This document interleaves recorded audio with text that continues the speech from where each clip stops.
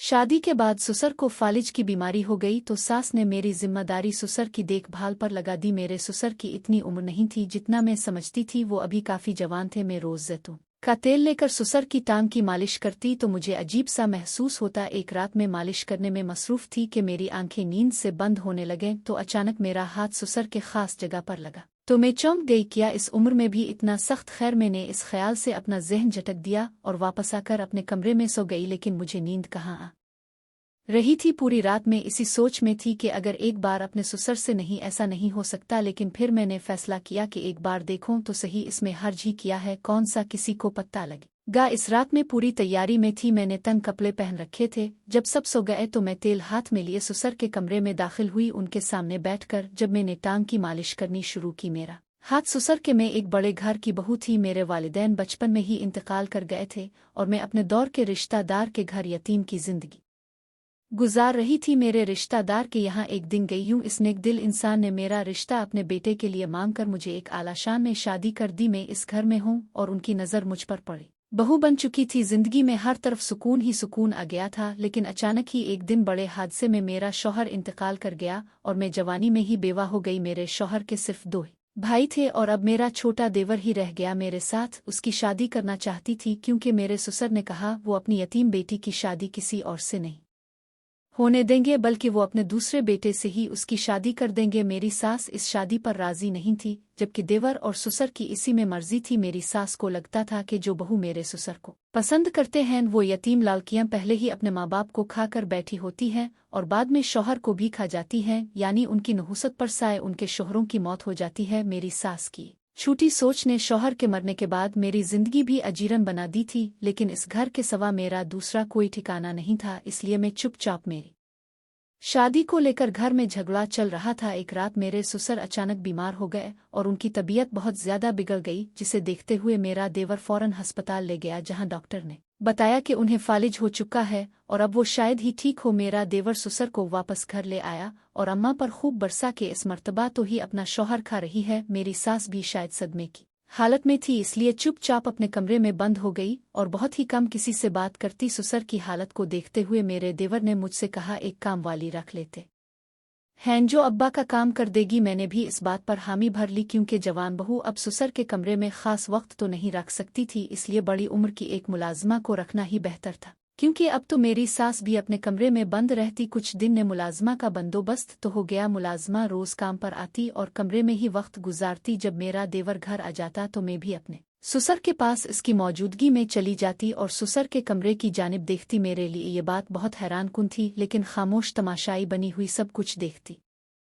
रहती और आकर क्या कह सकती थी। एक दिन अपने इस दौर के रिश्तेदारों के घर गई, जिन्होंने मुझे बचपन में पाला पोसा था। मुझे घर से कॉल आई। फोन पर मुलाजमा की आवाज़ थी, जो काफ़ी डी सहमी हुई थी, पर इसने मुझे फौरन घर आने का कहा। मैं इसी वक्त जल्दी जल्दी घर पहुंची तो मुलाजमा दरवाजे में खड़ी थी। इसने मुझसे कहा, मैंने यहाँ काम नहीं करना, इस घर में साया है, मेरा हिसाब किताब करें और मैं जाऊं यहाँ से। मैं इसकी बात सुनकर परेशान हुई। मैंने इसे कहा, तफसील से बताओ क्या हुआ, लेकिन वो कुछ बताने पर आमादा नहीं हुई, बल्कि अपने पैसे छोड़कर जा रही थी। अचानक मेरी सास भी वहीं चली आई। उन्होंने पैसे निकालकर मुलाजमा को दिए और वो फारिग हुई। ये देखकर मैं बहुत हैरान हुई। ये तो कमरे से निकलती ही नहीं, मगर आज कैसे दरवाजे पर आ गई। लेकिन ने मजीद कुछ कहे चुपचाप घर से अंदर चली गई और अपने ससुर के लिए खाना बनाकर उनके कमरे में ले जाने के लिए ट्रे तैयार की। तो मेरी सास भी किचन में पहुंच गई। उन्हें किचन में देखकर मेरा दिल ही दिल में मजीद हैरान हुई। अभी मैं उनके आने का मकसद ही तलाश कर रही थी कि बोल उठी, ये खाना मुझे दे दो, मैं ले जाती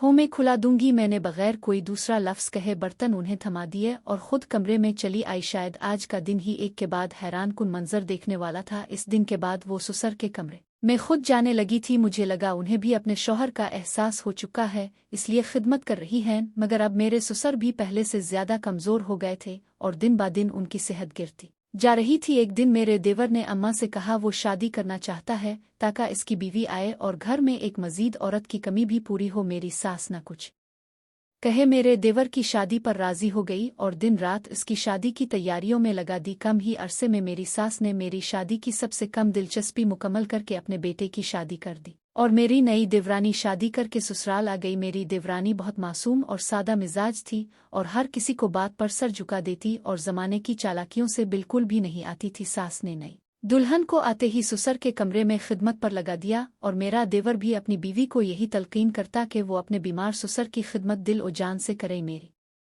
देवरानी हर वक्त ससुर के कमरे में रहने लगी थी। मेरी सास ने एक मर्तबा फिर से अब कमरे से निकलना बंद कर दिया था और ससुर की सारी जिम्मेदारी मेरी देवरानी पर आ गई थी, जिसे वो खुशी से निभा रही थी। उन्हीं दिनों मेरा देवर अपने एक दोस्त को घर ले आया और घर का ऊपर वाला पोर्शन किराए पर दे दिया। मेरी सास ने इस पर एतराज किया तो मेरे देवर ने कहा, घर का खर्च बढ़ गए हैं और अब्बा की दवाइयाँ भी महंगी आ रही हैं, इसलिए हमें इजाफी आमदनी की ज़रूरत है। वैसे भी ये लड़का इसका बचपन का दोस्त है और देखा भला है। सास ने देवर की बात सुनी तो खामोश हो गई और अपने कमरे में चली गई। दूसरे दिन मेरे देवर ने मुझे कमरे में आकर बताया कि इसका ये दोस्त पहली मर्तबा घर से दूर आया है, इसलिए खाना पकाना नहीं जानता। अब से इसका खाना भी हमें बना कर देंगे। मैंने अपने देवर की बात पर हामी भर ली। मैं रोज़ाना इसके दोस्त का भी खाना बनाने लगी। जब मैं खाना बना लेती तो वो मेरे देवर इसे पहुंचा देता। एक दिन बहुत तेज़ बारिश हो रही थी और मैं अपने कमरे में बैठी थी कि दरवाजे पर दस्तक हुई। घर वाले तो अपने कमरे में आराम कर रहे थे, तो रात के इस पहर कौन हो सकता था। मैंने उठकर हिम्मत दिखाते हुए दरवाज़ा खोल दिया तो सामने मेरा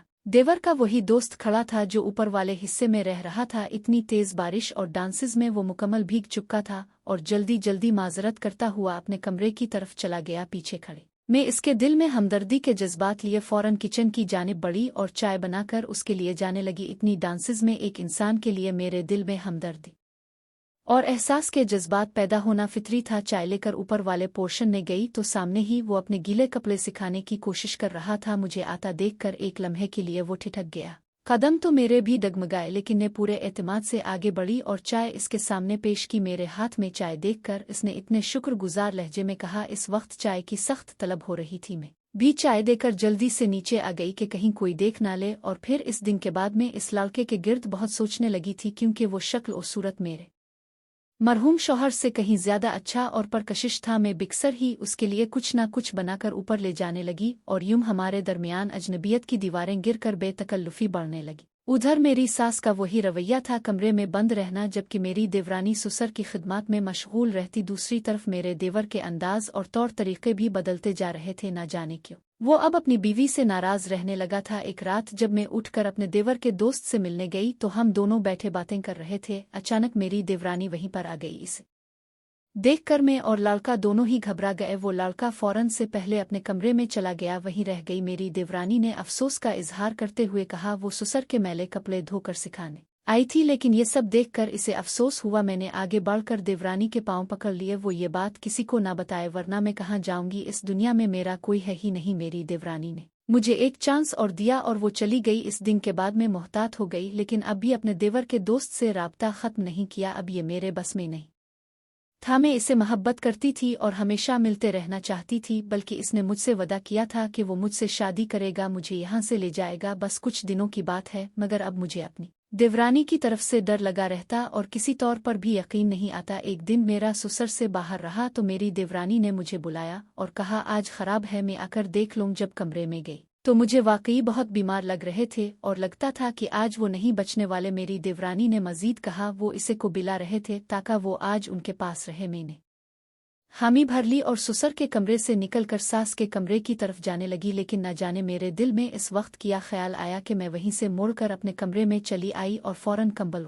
कर सो गई। कुछ ही देर बाद मेरे देवर की कदमों की आवाज़ आई। यकीनन वो घर वापस आ चुका था। मैं उठकर झांका तो वो कमरे में चक्कर काट रहा था। मुझे आता देखकर इसने अपनी बीवी के बारे में पूछा तो मैंने दिल में सोचा, यही मौका है, लोहा गर्म है, वार कर देना चाहिए। मैंने इसे कहा, जानते हैं सारा दिन वो ना जाने इसकी क्या हरकत हैं। मेरे देवर के दिल में पहले ही बीवी के लिए बदगुमानी टपक रही थी। मेरी बातों ने जल्दी तेल का काम किया। वो फौरन वहां से निकलकर अपने बाप के कमरे की जानिब गया, लेकिन अंदर ना जाने आसमान फूट पड़ा। जब देवर ने देखा कि जमीन पर गिरा हुआ है और उसकी बीवी इसके बाप के ऊपर झुकी हुई है, इस मंजर को मेरे देवर के जहन न जाने किया समझ गए, कबूल न किया और मेरी बातों का भी असर था। वो दौड़कर अपनी बीवी की तरफ बढ़ा और इसे अपने बाप पर धकेल दिया। मेरे देवर ने अपनी बीवी को मारना पीटना शुरू कर दिया। मैं कोने में खड़ी ये सारा मंजर देख रही थी।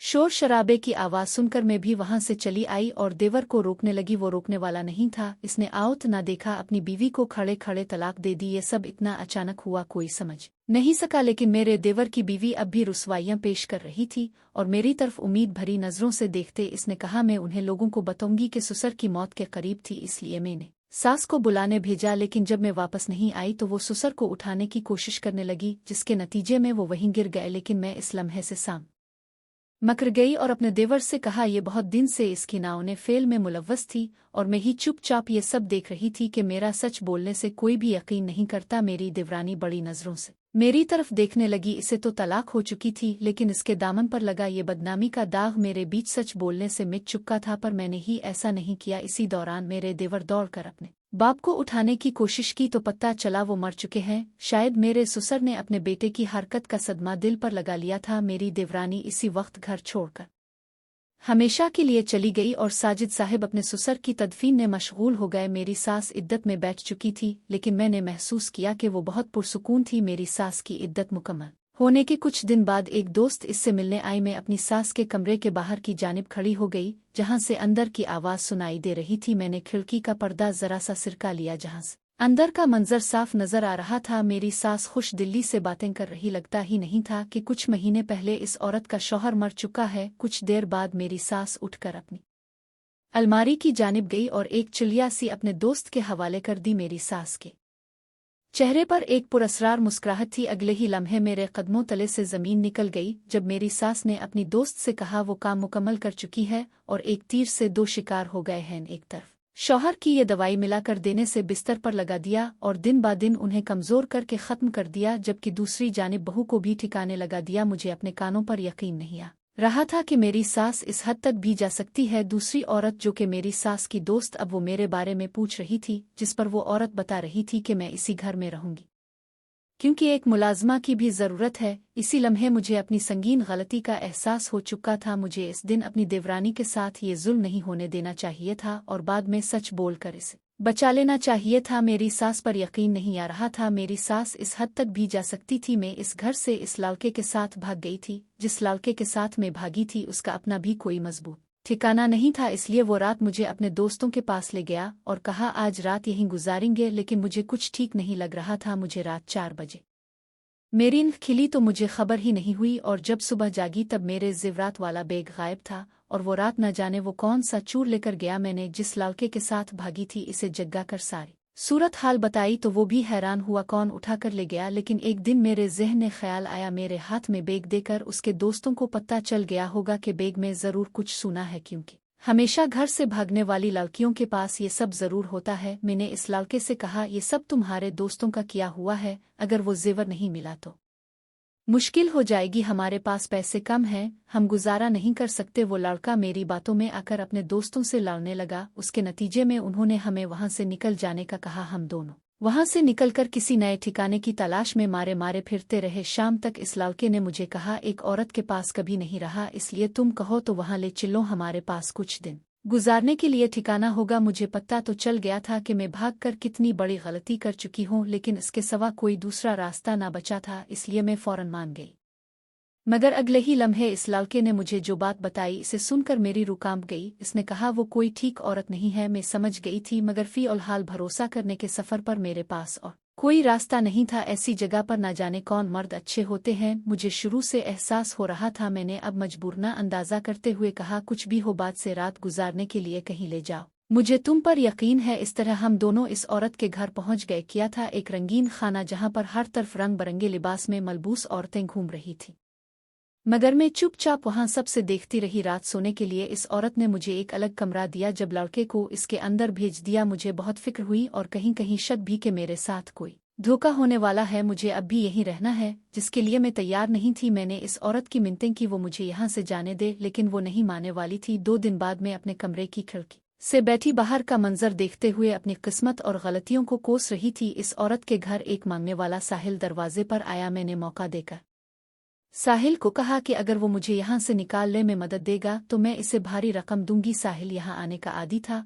और यहाँ से सब इल्म था, इसलिए इसने मेरी बात मानकर अगली रात मुझे के घर की दीवार को छलांग लगाने में मदद दी और यूं मैं इस गंदी जगह से बाहर निकलने में कामयाब हो गई। मेरे पास एक आखिरी सोने की चीन बच्ची थी जो मेरी गर्दन में पहनी हुई थी। मैंने वो निकाल कर साहिल के हवाले कर दी और खुद आगे की राली। मेरे पास कोई ठिकाना, कोई तालीम, कोई पैसा, सर छुपाने की छत तक कुछ भी नहीं बचा था। इसलिए मुझे इस साहिल के कुछ दिन पनाह मिल गई और उसके कहने पर आकर मैंने भीख मांगना शुरू कर दी, क्योंकि इसके अलावा मुझे कोई मजीद काम नहीं मिलना था और बाहर दुनिया बहुत ख़राब थी। मुझे कभी कभी शुरू से एहसास होता था कि ये सब मेरे इस गुनाह की सज़ा है जो मैंने अपनी देवरानी और मरहूम ससुर के खिलाफ झूठ बोल कर की, मगर मैं फिर भी खुशकिस्मत थी कि मुझे अपनी सच्चाई में कुछ कहने का मौका और मुआफ़ी मांगने का मौका दुनिया में ही मुयस्सर आ गया था। नाजरीन, अब सब लोगों को ये कहानी कैसी लगी कमेंट करके ज़रूर बताइएगा और ऐसी कहानी सुनने के लिए हमारे चैनल को सब्सक्राइब कर लें ताकि नई आने वाली वीडियो आपको जल्द से जल्द मिल सके।